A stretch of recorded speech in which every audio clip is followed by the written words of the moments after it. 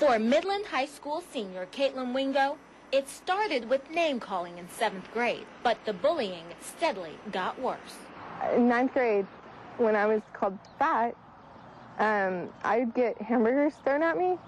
Even one time, I got in a fight with a girl because she'd thrown some food at me, and I poured ketchup back onto her, and I wanted to fight back. Caitlin says her schools tried to help, but her tormentors wouldn't stop.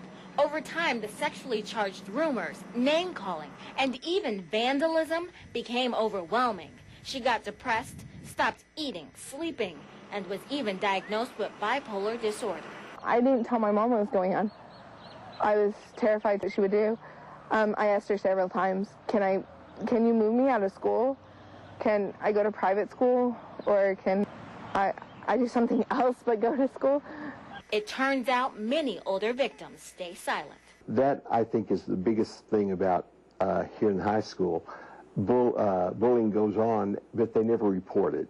You know, they just try to handle it themselves. And a lot of times, it just becomes monumental to them. And I think that can cause problems we've seen in other areas of the country. Both Midland and Ector County ISDs are encouraging kids to speak up. They even bring in outside help, like Dallas-based bullying expert Dr. Brad Schwall.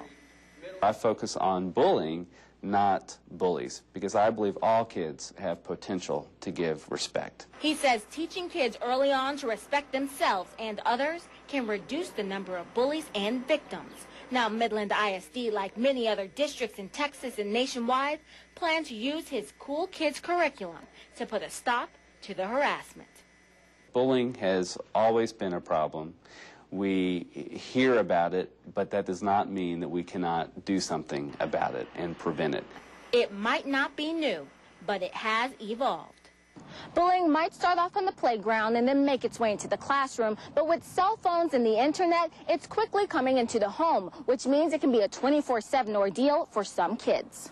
I don't think you can come home and it'd be gone because it's still in your head. I think bullying is 24/7. It happens all the time.